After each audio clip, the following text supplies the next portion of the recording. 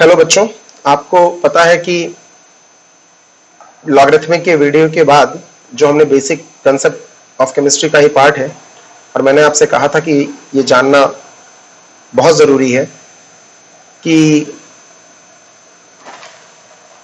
Logarithm कब और कैसे यूज होता है।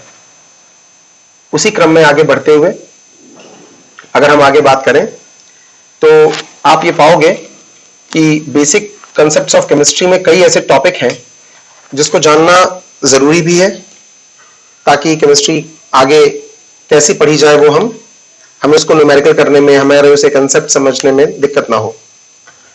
मैंने ऑलरेडी गूगल क्लासरूम में आपको डिलीटेड और करंट एकेडमिक सेशन का सिलेबस भेज दिया है। इसी सीक्वेंस में today our session objectives will be atomic mass, molecular mass. These two topics we have already studied in class 9th, but again I want to recapitulate it.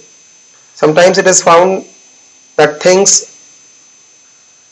are not clear in previous classes and students want to discuss these things, but because of they think it may create some embarrassing situation, they don't ask in the class. That's why I have taken these two topics.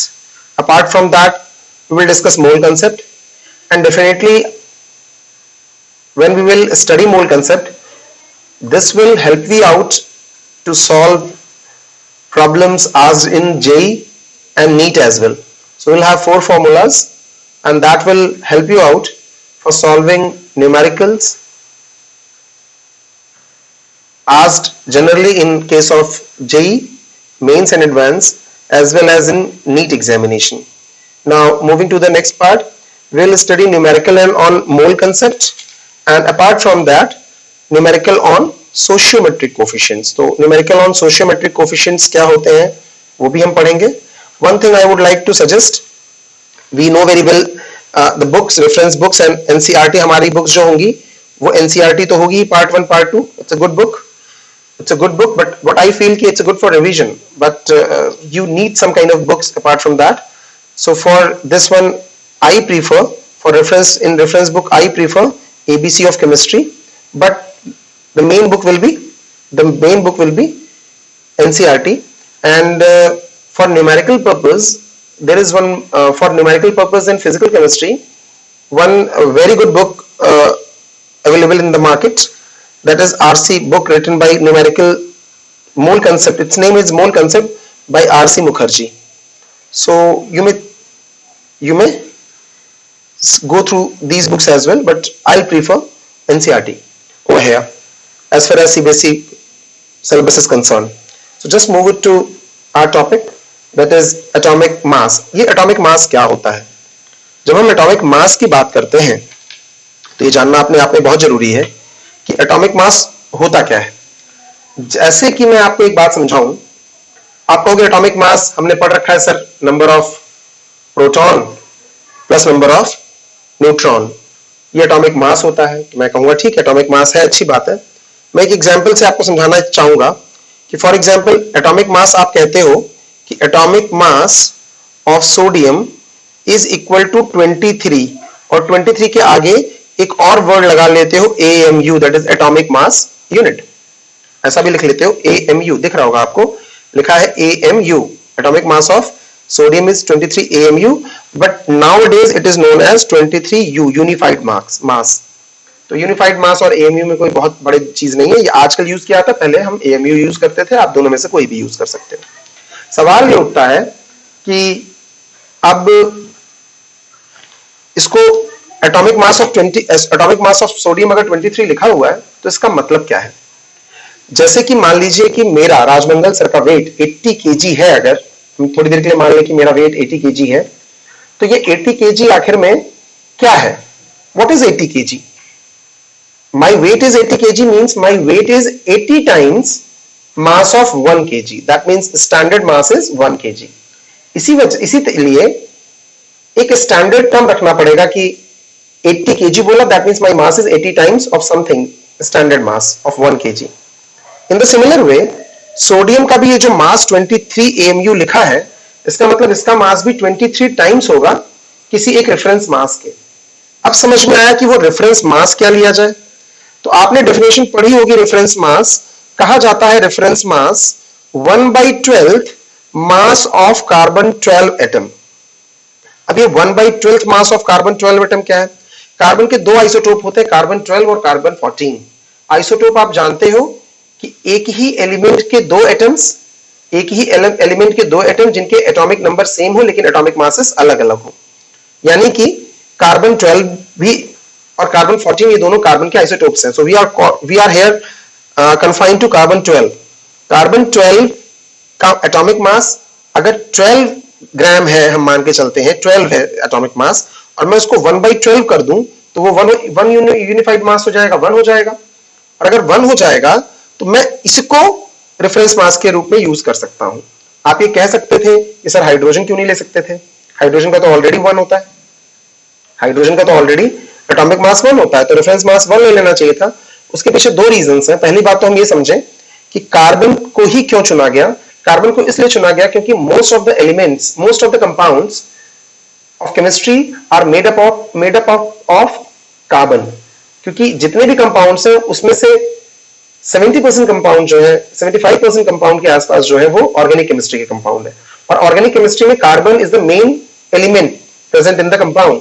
पहली बात तो ये carbon सब में present है, तो आप जानते हो जो जहां प्रेजेंट होगा उसका प्रतिनिधित्व भी वही करेगा, उसको लीड भी वही करेगा। तो IUPAC ने कार्बन को लेने का एक कारण ये भी लिया। दूसरी बात ये ली कि कार्बन का एटॉमिक मास एग्जैक्ट 12 था, और जबकि हाइड्रोजन का 1.008 था। तो कार्बन को 12 को अगर 12 से डिवाइड करेंगे तो you will get exact 1। This is also these two reasons, because of these two reasons carbon 12 को हमने रेफरेंस मास के रूप में यूज किया। लेकिन कार्बन 12 को 1 बनाने के लिए, कार्बन 12 को 1 बनाने के लिए हमें उसे 1/12 से मल्टीप्लाई करना पड़ा।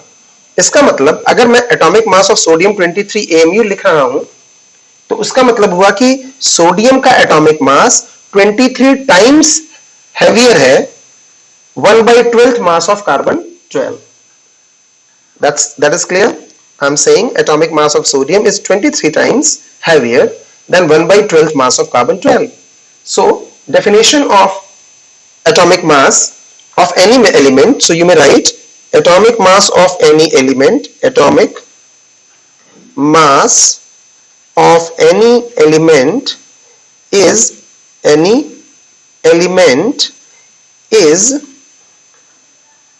defined as quantity of mass is defined as quantity of mass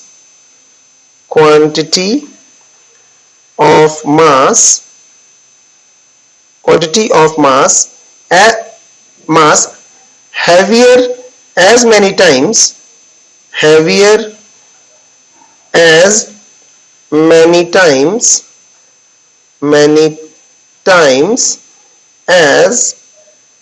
1/12 mass of carbon 12। तो मैंने एग्जाम्पल से पहले ही समझा दिया कि ये कहना क्या चाहता है। ये कहना क्या चाहता है आपको समझ में आया? Atomic mass of any element, that means atomic mass of sodium is defined as quantity of mass heavier as many times of 1/12 carbon 12 as 1/12 mass of carbon 12 element. So this should be very clear to you कि atomic mass क्या होता है। तो atomic for example atomic mass of sodium is equal to 23 AMU लिखा है, तो that means sodium is atomic mass of sodium is 23 times heavier than 1/12 mass of carbon 12. So just moving to the next topic. ये समझ में आया होगा आपको atomic mass क्या है। एटॉमिक मास के बाद अगर हम साथ साथ पढ़ें कि एटॉमिक मास को हम साथ साथ पढ़ें और समझें कि एटॉमिक मास क्या होता है, तो एक और चीज समझ में आती है एटॉमिक मास को पढ़ते हुए कि एटॉमिक मास, अभी आपने कहा कि सर अगर एक से ज्यादा एलिमेंट्स है, मान लीजिए आइसोटोप्स हैं, और आइसोटोप्स की क्या कहानी होती है? आइसोटोप्स में तो कार्बन का 12 बहुत सारे आइसोटोप हो गए, बहुत सारे उसके आइसोटोप्स हो गए, तब उसका एटॉमिक मास क्या लिया होगा साइंटिस्टों ने, केमिस्ट्री ने क्या लिया होगा? तो इस पे हम एक क्वेश्चन, इसका जो, तब हम एवरेज एटॉमिक मास लेते हैं। क्लोरीन के दो आइसोटोप, मान लीजिए कि क्लोरीन का एक आइसोटोप 35 वाला है और एक 37 वाला है। अब उनके जो परसेंटेज है वो एबंडेंस है उसका अर्थ क्रस्ट में, या एबंडेंस जो एटमॉस्फेयर में, उस पर डिपेंड करेगा कि कितने कितने परसेंट वो दोनों पाए जाते हैं। फिर उसके हिसाब से एक एवरेज एटॉमिक मास निकाला जाएगा और वही क्लोरीन का एटॉमिक मास होगा। तो कभी कभी एक जो टॉपिक और आता है समझ, कभी कभी न्यूमेरिकल्स कभी कभी पूछ ले जाते हैं कि ये एवरेज एटॉमिक मास क्या है। तो पहली बात तो एवरेज एटॉमिक मास परटेन्स या comes in play when there is a presence of what? When there is a presence of isotope. So first of all, this comes in play when their isotopes occurs. अगर isotopes होगा, उसका isotope होगा, तब उसका average atomic मास निकाला जाएगा। तो जो एवरेज एटॉमिक मास होता है वो कैसे निकाला जाएगा? उसका फॉर्मूला होता है कि average atomic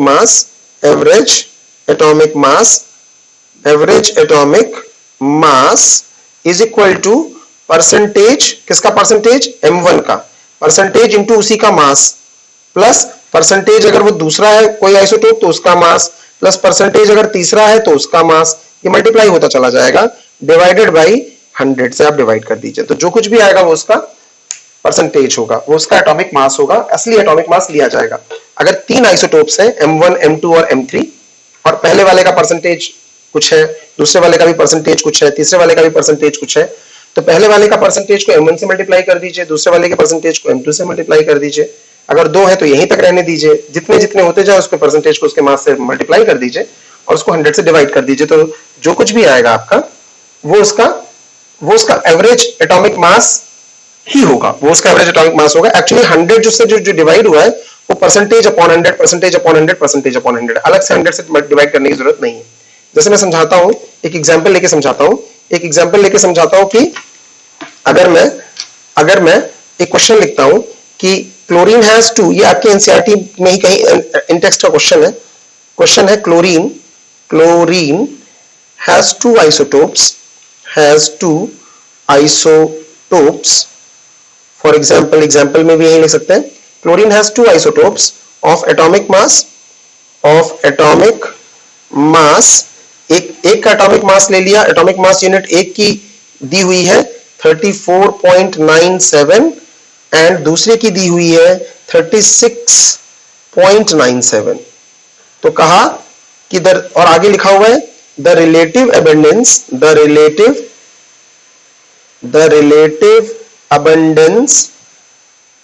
abundance of isotope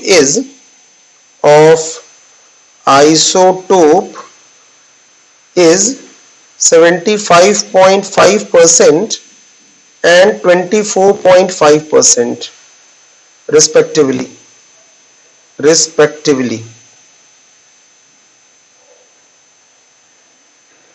तो आगे हो गया find the average atomic mass, question है average atomic mass of chlorine. आप साथ साथ में लिखेंगे तो ये समझ में आएगा, नहीं तो मैं पेज पलट दूंगा फिर आपको समझ में क्वेश्चन नहीं आएगा। क्वेश्चन है क्लोरीन हैज 2 आइसोटोप्स। आप वीडियो रोक करके क्वेश्चन लिख लीजिए, लेकिन आप कोशिश ये करिए कि क्वेश्चन लिखिए साथ में। Chlorine has 2 isotopes of atomic mass units 34.97 and 36.97 और रिलेटिव एबंडेंस उनकी इतनी और इतनी दी हुई है। बताइए उसकी एवरेज एटॉमिक मास कितनी ली जाती है? तो हम जानते हैं कि क्लोरीन का जो एटॉमिक मास लिया गया है वो 35 लिया जाता है। अब 35 तो लिया जाता है साहब, लेकिन यहाँ पे तो एक जगह 34.97 दिया एक आइसोटोप को और एक आइसोटोप का इतना दिया। तो हम ये सॉल्व भी कर लेते हैं, कोई बहुत बड़ी बात नहीं है, पेज पलटने की जरूरत नहीं है, हम ये सॉल्व कर लेते हैं। तो अगर हम इसके सॉल्यूशन पे आगे बढ़े तो आप देखोगे कि इसका जो परसेंटेज निकालोगे एवरेज एटॉमिक मास का, आप इसका जो परसेंटेज निकालोगे आप लिखोगे एवरेज एटॉमिक, इसका सॉल्यूशन मैं लिख रहा हूं, average atomic mass is equal to पहले वाले का एटॉमिक मास कितना है 34.97 और उसका परसेंटेज कितना है साहब 36. 34.97, सॉरी 34.97 का 75 सॉरी पहले वाले का है कितना 34.97 और उसका परसेंटेज कितना है 75.5, तो 75.5 प्लस दूसरे वाले को मल्टीप्लाई कर लीजिए 36.97 और उसका परसेंटेज कितना है 24.5 और दोनों को डिवाइड कर दीजिए किससे 100 से। जब आप इसको सॉल्व करेंगे तो आपके पास जो वैल्यू आएगी वो आएगी 35.46 यूनिट। ये जो चीज होगी, ये जो चीज आपको मिलेगी ये लगभग इक्वल है 35.5 के, तो इसीलिए एवरेज एटॉमिक मास क्लोरीन का 35.5 लिया जाता है। तो ऐसा कुछ सिलेबस में दिया नहीं था पढ़ाने के लिए, लेकिन मुझे जरूरत लगा कि नहीं ये जरूरी है। जरूरी क्यों है? क्योंकि आपके कॉम्पिटिटिव एग्जाम्स में ऐसा क्वेश्चन छोटा सा एक आ सकता है, एक ऑब्जेक्टिव में कोई बहुत बड़ी बात नहीं है, तो you should know the concept behind that. Now our next topic will be molecular mass. Molecular mass की बात करेंगे। मॉलिक्यूलर मास बहुत छोटा सा टॉपिक है, अगर आपको ये समझ में आ गया तो मॉलिक्यूलर मास समझ में आपको आएगा। मॉलिक्यूलर मास की बात अगर हम आगे करें कि क्या होता है मॉलिक्यूलर मास, तो मॉलिक्यूलर मास पढ़ते वक्त हम यहां पे लिख रहे हैं, हम लिखते हैं मॉलिक्यूलर मास क्या है, उसके बाद बात करेंगे। मॉलिक्यूलर मास को एग्जांपल से समझेंगे। अगर मैं कहूं कि molecular mass of water is 18, अगर मैंने कहा molecular mass of water is 18, तो आप कहोगे कि that means molecular weight, molecular mass of water is 18 times, the molecular mass of water is 18 times heavier than mass of 1/12 mass of carbon 12 atom। तो जैसे वो होता है कौन, जिस तरह से आपका एटॉमिक मास होता है उसी तरह से मॉलिक्यूलर मास भी होता है। यानी मॉलिक्यूलर मास इज द वो एटम के लिए होता है, ये मॉलिक्यूल के लिए होता है। साथ साथ में एक और चीज पढ़ते जाइएगा कि जब आपने एटॉमिक मास, पहले मैं एटॉमिक मॉलिक्यूलर मास पढ़ा दूं उसके बाद इस टॉपिक पे आऊंगा। तो molecular mass of any molecule, same content same thing, बस ये मॉलिक्यूल हो गया।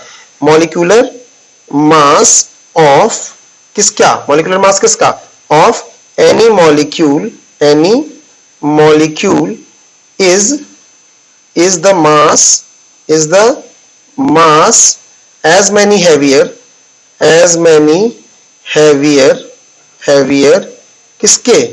किसके as many heavier than 1/12 mass of carbon 12। तो मैंने अभी भी एक एग्जांपल बताया। फॉर एग्जांपल अगर कहीं लिखा हुआ है कि molecular mass of H2O is equal to, लिखा हुआ 18 AMU, तो इसका मतलब ये हो गया, या 18U, तो इसका मतलब ये हो गया कि वाटर का जो मास है, जो एटॉमिक मॉलिक्यूलर मास है, वो 18 टाइम्स है 1/12 मास ऑफ कार्बन 12 एटम। तो ये कोई बहुत बड़ी बात नहीं है। कैलकुलेट कैसे करते हैं वो आप जानते हैं, 9th में सीखा हुआ है, मैं फिर भी एक बार कर देता हूं कि कैलकुलेशन ऑफ मॉलिक्यूलर मास। तो अगर मैं बात करूं कैलकुलेट, क्वेश्चन में दे दूं जल्दी, बहुत छोटी सी बात है ये, calculate molecular mass of C6H12O6। तो कुछ नहीं करना है, आपको इसके एटॉमिक मासेस पता होना चाहिए। कार्बन का एटॉमिक मास 12 होता है, हाइड्रोजन का 1 होता है, ऑक्सीजन का 16 होता है। तो अगर हम इसको मल्टीप्लाई करें तो 12 इंटू इसके एटॉमिक मास से 6 मल्टीप्लाई हो जाएगा, फिर प्लस का साइन लगा दीजिए, इसके एटॉमिक मास से 12 मल्टीप्लाई हो जाएगा। हाइड्रोजन का एटॉमिक मास 1 होता है, कितना होता है 1 होता है, 1 इंटू कितना हो गया 12, और ऑक्सीजन का एटॉमिक मास होता है 16 और इंटू 6। आप इसको सबको सॉल्व करोगे तो आ जाएगा 180 U। तो ये 180 एटॉमिक मॉलिक्यूलर मास हो गया किसका, ग्लूकोज का C6H12O6। इसी तरह से आप बहुतों के निकाल सकते हो, यहां जगह बनी हुई है। चलिए मॉलिक्यूलर मास ऑफ जल्दी कैलकुलेट कर लिया जाए, H2SO4 का कैलकुलेट कर लिया जाए।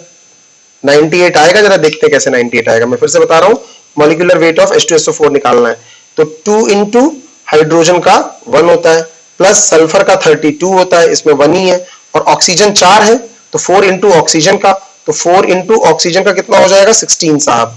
अब इसको सॉल्व कर लेते हैं, 2 प्लस 32 34, और 34 और 16 4 जा 64, और अगर हम 34 और 64 को ऐड करें तो आ जाएगा 19U। तो 19U is a molecular mass of what? This is the molecular mass of course, yes, this is the molecular mass of sulfuric acid। Now moving to the next topic, दो जो मैंने कहा था अभी इसको हम बाद में लेते हैं। मैंने एक दो नाम लिए अभी इसी के साथ साथ यहाँ पे इस छोटी सी जगह में बात कर लेते हैं। कभी कभी सुनने में आएगा कि एटॉमिक वेट क्या चीज है, एटॉमिक वेट या मॉलिक्यूलर वेट, क्या ये दोनों चीजें अलग हैं? कुछ अलग नहीं है। जो मॉलिक्यूलर वेट होता है वो भी मॉलिक्यूलर मास होता है और एटॉमिक वेट एटॉमिक मास होता है।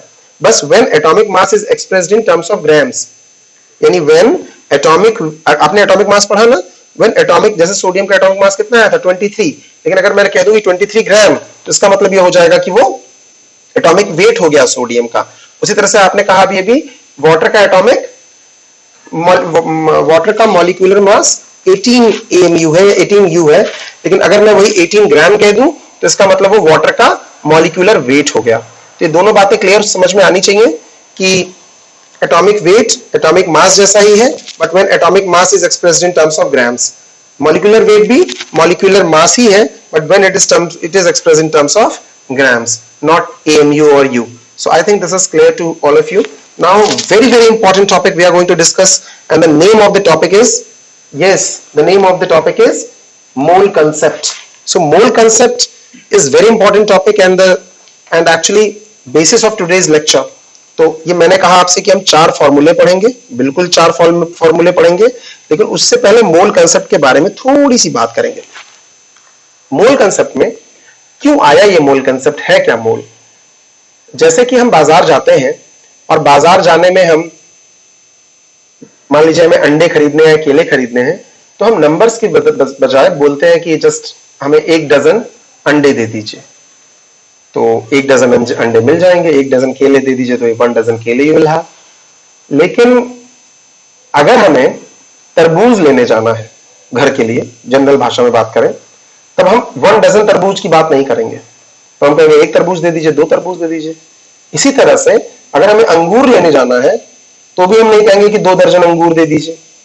2 दर्जन अंगूर तो खेलते कूदते तुम ही खा जाते हो, तो वो तो पूरे परिवार के लिए लाओगे नहीं, तब वो किलो में आएंगे। यानी डजन में केले आए, डजन में अंडे आए, लेकिन जब अंगूर की बात आई तो डजन नहीं चला। उसी तरह से चलिए अब दूसरी चीज लेने चलते हैं।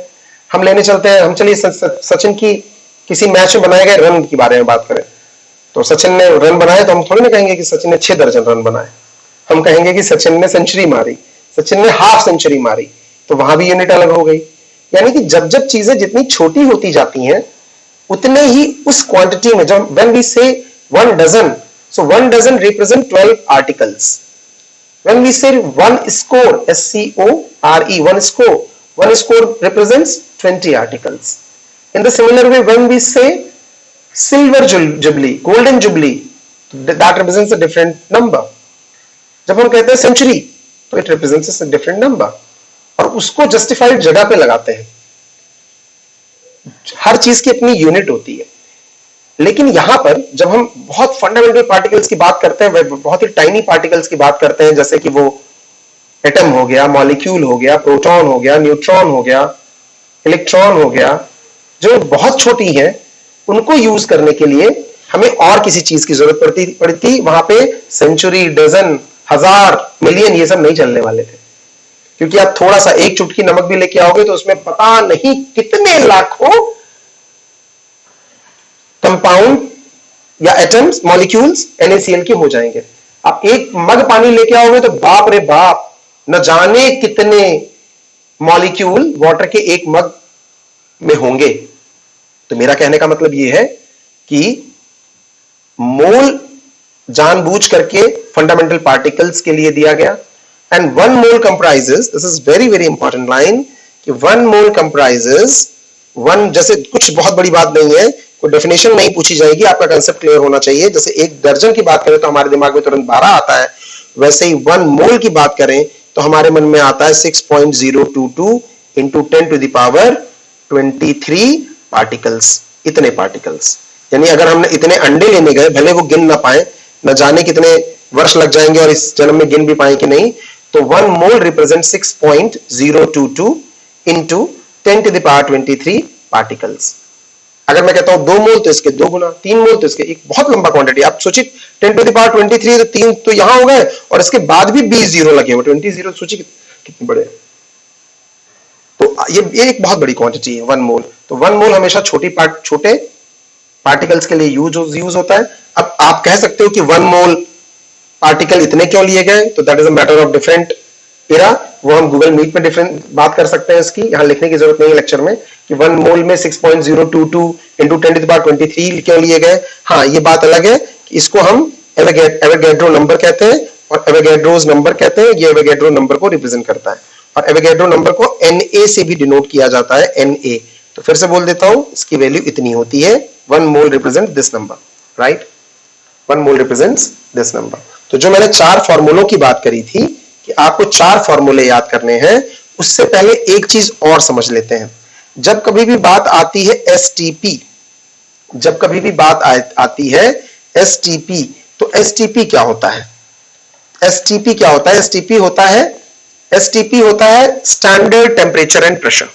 तो स्टैंडर्ड टेम्परेचर एंड प्रेशर जो लिया जाता है वो आप लेते हो, स्टैंडर्ड टेम्परेचर होता है 298 केल्विन जो रूम टेम्परेचर होता है, और स्टैंडर्ड प्रेशर हम लेते हैं 1 एटमॉस्फेयर। तो स्टैंडर्ड टेम्परेचर और प्रेशर का मतलब समझ जाइए, 25 डिग्री सेल्सियस टेम्परेचर और प्रेशर 1 एटमॉस्फेरिक बार है। तो क्या कोई डिफरेंस है? कोई डिफरेंस है नॉर्मल टेम्परेचर और प्रेशर में? एनटीपी और एसटीपी में कोई डिफरेंस है? यस है। ये मैं आपको होमवर्क दे रहा हूं और गूगल मीट में ये भी डिस्कस करेंगे what is the difference between STP and NTP. But when we talk about standard temperature and pressure, so standard temperature is 298 Kelvin and standard pressure is 1 atmosphere pressure. ये standard माना जाता है। ये बोलना जरूरी था कि अभी हम बार बार बात करेंगे तो ये चीजें आएंगी और फिर हम आगे बात करते हैं इसमें। हाँ, एक बात समझ लीजिए कि अगर आप कोई भी गैस ले लें, आगे चल के एवोगैड्रो हाइपोथेसिस भी मिलेगी, या यहाँ पे मुझे नहीं लगता कि है, हटा दिया गया है।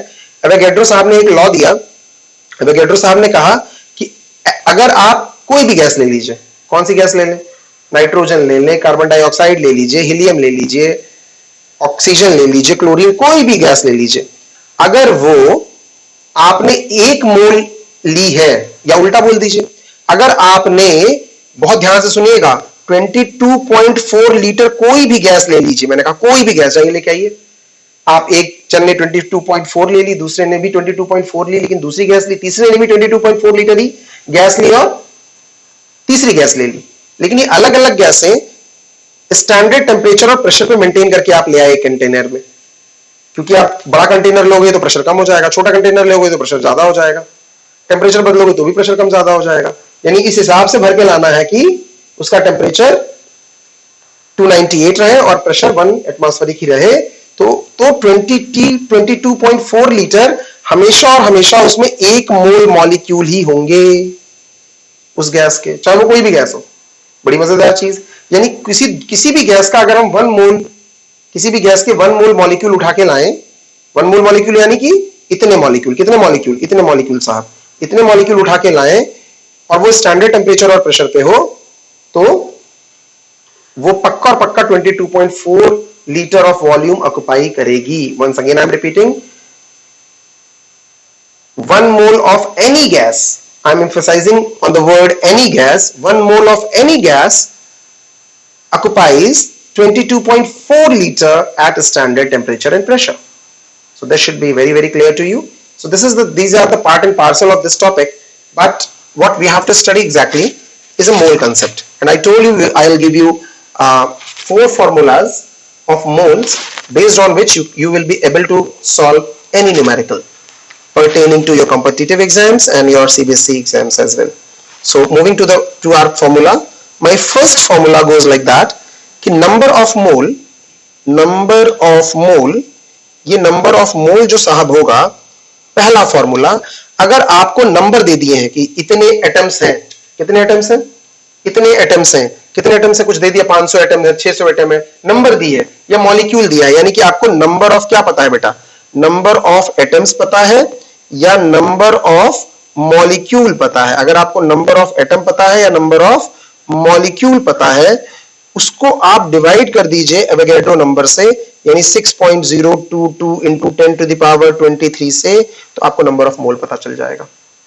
जैसे अगर मैंने कहा कि 500 केले मैंने दे दीजिए, बताइए कितने दर्जन है, तो आप 12 से डिवाइड कर दोगे।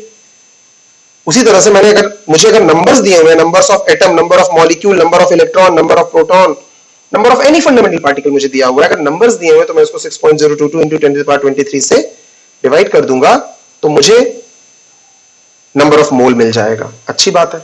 लेकिन अगर आपको उसका ग्राम में दे दिया अमाउंट कि सर मैं आपको 56 ग्राम सोडियम देता हूं, बताइए कितने मोल है, या मैं आपको इतने ग्राम मैं आपको मैग्नीशियम देता हूं, बताइए कितने मोल है।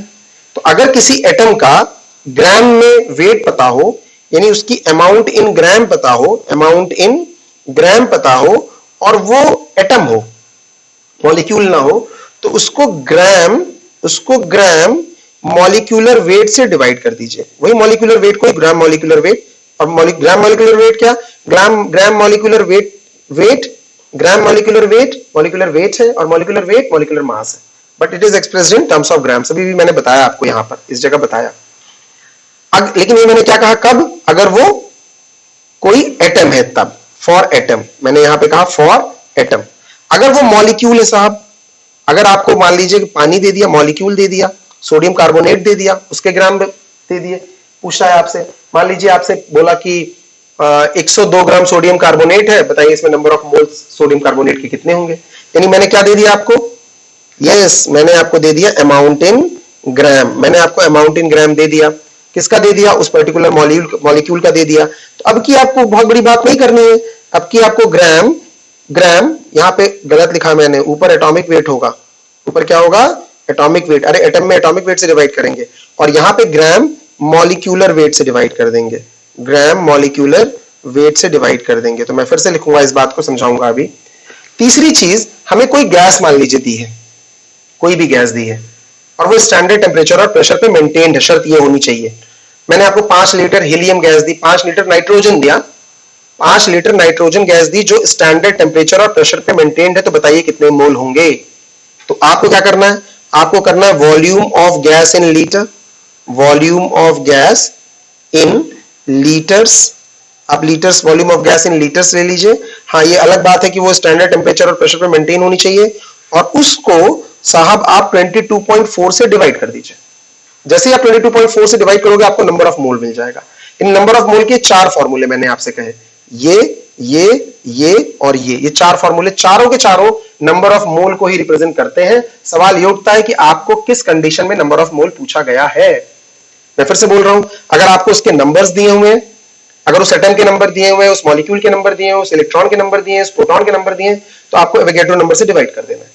लेकिन अगर कोई एटम है और उसका वेट दिया हुआ है, कैसे एटम है, कौन सा एटम है सर, कोई भी एटम है, पोटेशियम है आपका, मान लीजिए पोटेशियम है और उसका वेट दिया हुआ है आपका 16 ग्राम, तो आप पोटेशियम को उसके एटॉमिक वेट से डिवाइड कर दीजिए। मैंने यहां पे गलत कर दिया था पहले।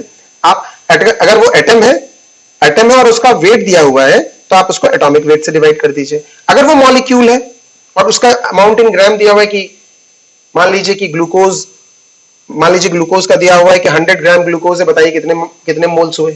तो अमाउंट इन ग्राम ग्लूकोज का दिया है ना 100 ग्राम, उसको ग्राम मॉलिक्यूलर वेट यानी 180 से डिवाइड कर दीजिए। यानी मॉलिक्यूल अगर दिया हुआ है तो मॉलिक्यूलर वेट से डिवाइड कर दीजिए, तो आपको नंबर ऑफ मोल्स पता लग जाएंगे। बड़ी अच्छी बात, अगर आपको कोई गैस दी हुई है और वो गैस साहब आपकी स्टैंडर्ड टेम्परेचर और प्रेशर पे मेंटेन है, 5 लीटर आप गैस लेके आए क्लोरीन, और आपसे पूछा गया 5 litre gas chlorine 5 litre chlorine gas है, स्टैंडर्ड टेम्परेचर और प्रेशर पर मेंटेन्ड है, बताइए उसमें कितने नंबर ऑफ मोल्स होंगे क्लोरीन मॉलिक्यूल के। तो आप कहोगे कोई बड़ी बात नहीं, 22.4 से डिवाइड कर दीजिए, I will get number of moles. ठीक है, इन 4 फॉर्मूले याद हो गए, अच्छी बात है, आपने लिख लिया होगा अब तक। लेकिन इसमें बहुत जरूरी बात यह है कि एक बात समझना कि ये भी टर्म नंबर ऑफ मोल को रिप्रेजेंट करता है, ये भी नंबर ऑफ मोल को रिप्रेजेंट करता है। न्यूमेरिकल यहीं से सॉल्व होगा जो अब बोल रहा हूं, ये भी नंबर ऑफ मोल को रिप्रेजेंट करता है, ये भी नंबर ऑफ मोल को रिप्रेजेंट करता है। यानी ये चारों आपस में एक दूसरे के बराबर है, इक्वल है। मैं कभी इसको इसके इक्वल कर दूंगा, कभी इसको इसके इक्वल कर दूंगा, कभी इसको इसके इक्वल कर दूंगा। ये बात समझ जाइएगा। तो ये मोल की ये बात आपको समझ में आनी चाहिए कि मैंने क्या कहा। एक बात और मोल में समझिएगा, एक बात और समझिएगा जो मैं बोलना जा रहा हूं, जो समझने वाली बात है। मोल, अगर एक बात और समझिएगा कि जैसे कि वाटर का मैं वाटर का एक एग्जांपल ले लूं। अगर आपसे कहा गया कि वाटर का एटॉमिक वेट 18 ग्राम है, एटॉमिक वेट मैंने मॉलिक्यूलर वेट बोला, वाटर का मॉलिक्यूलर वेट 18 ग्राम है, या चलिए वाटर का मॉलिक्यूलर मास, वाटर का मॉलिक्यूलर मास 18 यूनिट है। तो ये क्या रिप्रेजेंट करता है? 18 रिप्रेजेंट करता है कि, या ये ग्राम क्या रिप्रेजेंट करता है? इसको हटाइए, मॉलिक्यूलर वेट पे आ जाइए। वाटर का मॉलिक्यूलर वेट 18 ग्राम है, इसका और इसका मॉलिक्यूलर मास भी 18 है, तो इसका मतलब कि ये एक मोल को रिप्रेजेंट करता है, या उल्टा भी बोल सकते हो 1 मोल ऑफ वाटर वेज 18 ग्राम। अगर मैं कहूं जाओ 1 मोल वाटर लेके आओ तो 18 ग्राम तौल के ले आइए, पक्का उसमें 1 मोल वाटर के मॉलिक्यूल होंगे। अगर मैंने कहा आपका ग्लूकोज है C6H12 और O6, आपने कहा कि इसका जो मॉलिक्यूलर मास है, मॉलिक्यूलर वेट है, वो है 180 ग्राम। तो 180 ग्राम मतलब 180 ग्राम जैसे ही तौलोगे तुम, तौल के लाओगे एग्जैक्ट 180 ग्राम होना चाहिए, न कम न ज्यादा, 0.001 भी ज्यादा नहीं। तो ये पक्का एक मोल ही होगा। यानी जो उसका, मेरा कहने का मतलब है किसी का जो ग्राम एटॉमिक वेट होता है या ग्राम मॉलिक्यूलर वेट होता है, वो 1 मोल के उसके बराबर होता है। यानी अगर मैं कहूं कि 1 मोल जाके सोडियम लेके आओ, 1 मोल सोडियम लेके आओ, तो कितना तौल के लेके आओगे? आप कहोगे 23 ग्राम, क्योंकि 23 उसका एटॉमिक वेट होता है, 23 इसका एटॉमिक वेट होता है। तो या तो 23 ग्राम ले लो तो 1 मोल के बराबर होगा, या 1 मोल सोडियम लेके आओगे तो 23 ग्राम होगा। ये बात समझ जाइएगा अच्छे से। अगर मैं कहूं, अभी भी मैंने H2SO4 की कही, H2SO4 को मैंने कहा 1 मोल H2SO4 के लेके आओ, तो क्या गिनोगे H2SO4 के मॉलिक्यूल? नहीं जरूरत है, केवल 98 ग्राम H2SO4 को तौल लीजिए, आपको पक्का और पक्का H2SO4 के 1 मोल मॉलिक्यूल मिल जाएंगे। तो I think this thing is also very very clear to all of you. Moving to the next topic, इसी मोल में, नॉट नेक्स्ट टॉपिक, हम कुछ न्यूमेरिकल करेंगे इससे रिलेटेड, और फिर हम आगे बढ़ेंगे। आपके संभवतः मैं कोशिश करूंगा कि मैं आपकी बुक का ही कोई न्यूमेरिकल लूं। अगर आपके पास एनसीईआरटी की बुक आपके पास खुली हुई है तो बहुत अच्छी बात है, मैं वहीं से न्यूमेरिकल लेता हूं, कोशिश करता हूं कि आपको समझाने की कोशिश करूं, और इसी तरीके से आप इसको समझ भी जाओगे। एनसीईआरटी के क्वेश्चंस कॉम्पिटिटिव एग्जाम्स के लिए बहुत बहुत इंपॉर्टेंट है, तो हम उसको करेंगे भी और बढ़ेंगे आगे। क्वेश्चन अगर आप देखिए अपनी बुक खोल करके, तो मोल पे बेस्ड क्वेश्चन एक 1.10 दिख रहा है। मोल पे बेस्ड क्वेश्चन आपको 1.10 दिख रहा होगा बुक में। मैं इसको लिख भी दूंगा, हो सकता है आप में से कुछ के पास बुक्स ना अवेलेबल हो, या 1.40 भी है, लेकिन मैं 1.10 ले रहा हूं। क्वेश्चन है 1.10 आप करिएगा क्वेश्चन।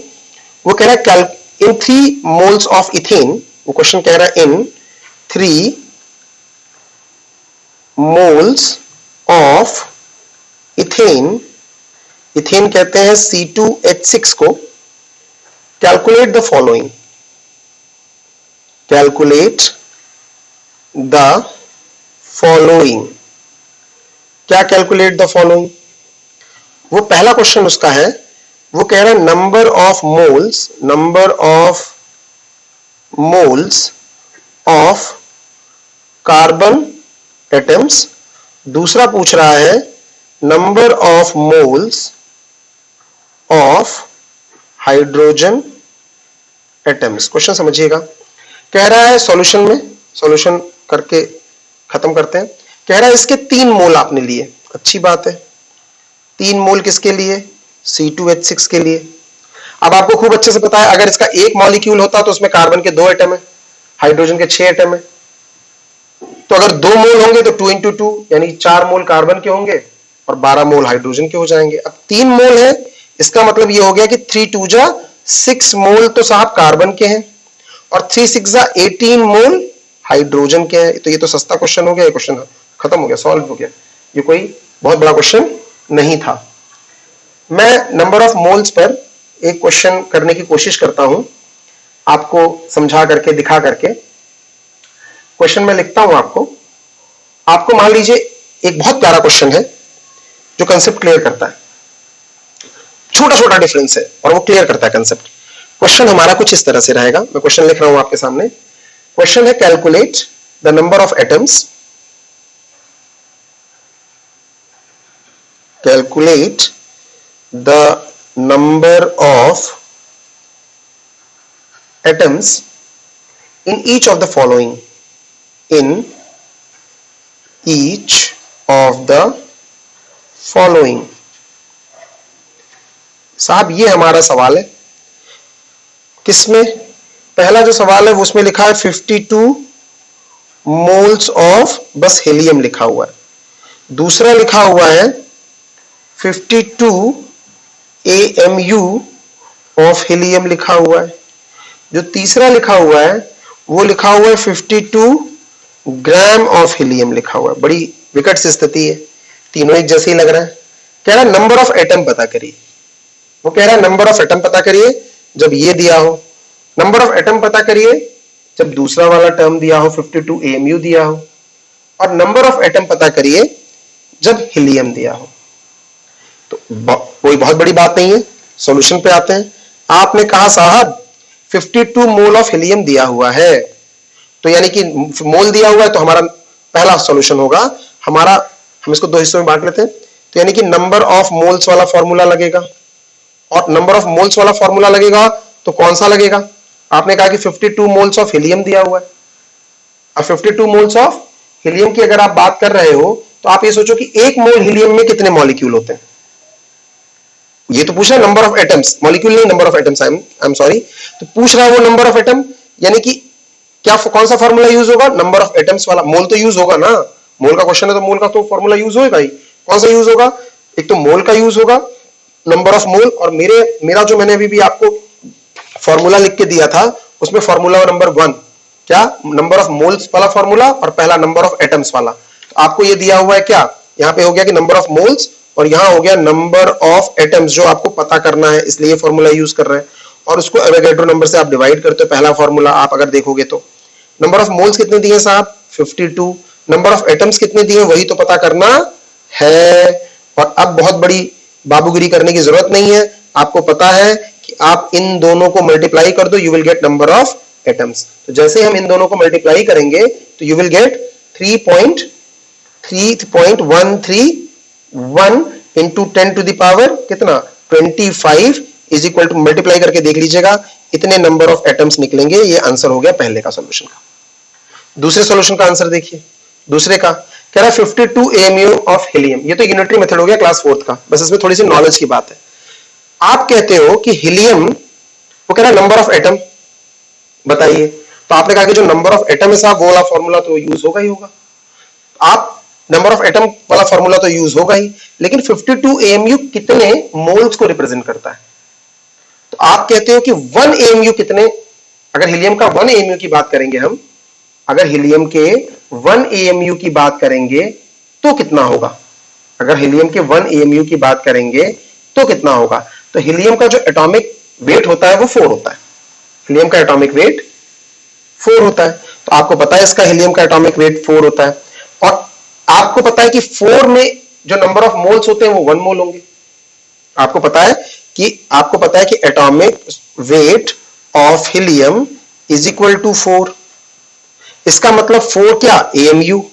इसका मतलब पता है कि 4 AMU कंप्राइजेस 1 मोल। अभी मैंने बात नहीं करी थी पीछे कि 18 ग्राम वाटर है, यानी कि 18 ग्राम यानी कि 1 मोल। तो इतने 4 AMU, एटॉमिक वेट 4 AMU क्यों लिखोगे, 4 ग्राम लिख सकते हो भाई। AMU की लिखोगे, 42 AMU की, मैं एटॉमिक वेट की बात करूं अगर, या ये भी इतना भी करने की जरूरत नहीं है, आप इतना बहुत कंफ्यूज हो रहे हो तो कुछ करने की जरूरत नहीं है। 42 AMU मतलब अमाउंट इन, आपको क्या पता है? आपको ये अमाउंट इन ग्राम तो पता ही है ना, बोलो साहब। 42 AMU is equal to represents 52 AMU represents 52 grams। और आपको पता क्या करना, तो यानी कि अमाउंट इन ग्राम दिया हुआ है, तो हमारा एक अमाउंट इन, बहुत इंपॉर्टेंट क्वेश्चन, अमाउंट इन ग्राम वाला फॉर्मूला लगेगा। और क्या लगेगा, और क्या लगेगा, दूसरा हमारा क्या लगेगा, दूसरा हमारा लगेगा, या ऐसे भी समझ सकते हो आप, पहले वाले से भी जा सकते हो कि atomic weight of helium 4 AMU को रिप्रेजेंट करता है और 4 AMU 1 मोल को रिप्रेजेंट करता है। तो 52 AMU, छोड़ दीजिए इसको, 52 AMU किसको रिप्रेजेंट करेगा? 52 AMU विल रिप्रेजेंट कितने मोल्स, कितने मोल्स साहब? 52 अपॉन 4 मोल्स, यानी नंबर ऑफ मोल्स आपको पता लग गए। और आपको नंबर ऑफ मोल्स पता लग गए तो फिर वही फॉर्मूला आपका पुराना वाला, आपका अभी भी आपने कहा कि number of moles is equal to number of atoms whole upon Avogadro number. Avogadro number जो इतना था।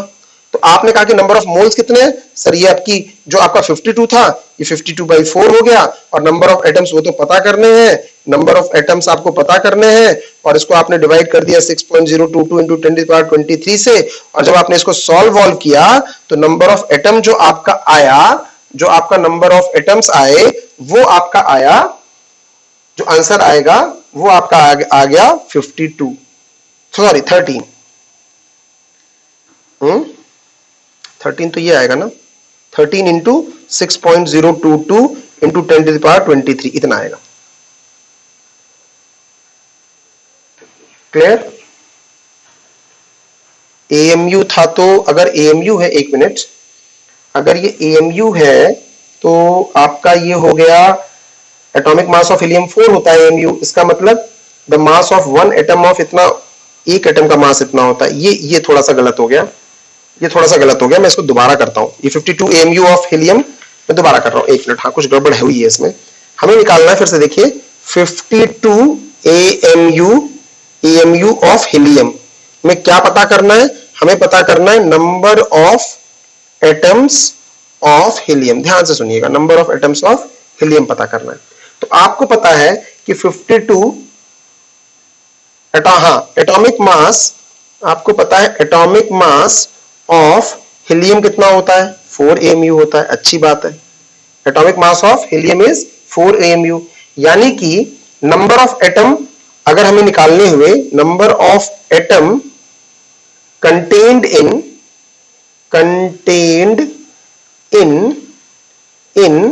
52 AMU, तो वो हो जाएगा 52/4, क्योंकि एटॉमिक मास ऑफ हीलियम यानी कि atomic mass of helium is equal to 4 AMU, यानी कि ये मास ऑफ वन एटम है ना, mass of one mole of atom है। मास AMU अगर है तो atomic mass unit one atom, mass of one atom है, ये बात समझिएगा। तो यानी कि ये हो जाएगा 52 AMU/4, यानी कि इसका आंसर हो जाएगा 13 एटम। इसी के साथ साथ जो अगला लास्ट क्वेश्चन था, थर्ड वाला, ये सही है 13 एटम। अगर लास्ट वाला क्वेश्चन था हमारा, वो था हमें कैलकुलेट, यहां पे दिया था 52 ग्राम ऑफ क्या, हीलियम, और 52 ग्राम ऑफ हीलियम दिया था और नंबर ऑफ एटम पूछा था। अच्छी बात है, क्या कैसे करेंगे, आपको पता है कि नंबर, एक तो नंबर ऑफ एटम है यानी नंबर ऑफ एटम वाला फॉर्मूला लगेगा, दूसरा 52 ग्राम दिया यानी कि ग्राम वाला फॉर्मूला लगेगा। तो आपको दो फॉर्मूले हैं आपके पास, आप देख रहे हो, तो आपको नंबर ऑफ एटम वाला फॉर्मूला लगेगा, चूज कर लीजिए, और अमाउंट इन ग्राम वाला लगेगा। अब अमाउंट इन ग्राम वाला ये वाला लगेगा कि ये वाला लगेगा, तो वो एटम है, हीलियम एटम है, तो इसका मतलब ये वाला लगेगा। तो ये दोनों फॉर्मूला लगेंगे। कैसे लगेंगे, पहले फॉर्मूला सेलेक्ट कर लीजिए। अब वो दोनों ही नंबर ऑफ मोल्स को रिप्रेजेंट कर रहे हैं, तो वो दोनों आपस में इक्वल होंगे। तो यहाँ पे कैसे इक्वल हो जाएंगे, 52 ग्राम ऑफ हीलियम में नंबर ऑफ एटम पता करने, तो हमारा फॉर्मूला हो जाएगा number of atom upon 6.022 into 10⁻23 is equal to amount in gram upon gram atomic mass होगा साहब, ग्राम एटॉमिक मास। तो नंबर ऑफ एटम की जगह नंबर ऑफ एटम ही रहेगा। क्यों नंबर ऑफ एटम ही रहेगा सर, वही तो पता करना है। यहां पे हो जाएगा 6.022 into 10⁻23, और अमाउंट इन ग्राम कितना दिया हुआ 52, तो यहां 52 हो जाएगा, और ग्राम एटॉमिक मास कितना होता है हीलियम का 4, तो 4 से ये 13 मल्टीप्लाई हुआ, और यहाँ पे नंबर ऑफ एटम जो आपका आंसर आ गया, वो नंबर ऑफ एटम आ गया 13 मल्टीप्लाइड बाई 6.022 इंटू 10⁻23, और ये मल्टीप्लाई आप करोगे 13 टू जा, और ये सारा मल्टीप्लाई करोगे तो आ जाएगा आपका answer 7.823 multiplied by 10⁻24 atoms. Multiply करके देख लीजिएगा, ये आपका साइंटिफिक नोटेशन में लिखा हुआ है। तो मेरे ख्याल से ये टॉपिक समझ में आया आपको कि ये इसको लेके क्या करते हैं। अभी हमारा एक बहुत अच्छा इंपॉर्टेंट टॉपिक बचा हुआ है, that is called numerical on sociometric coefficient. वो मैं आपको नेक्स्ट वीडियो में भेज रहा हूं। तब तक के लिए धन्यवाद।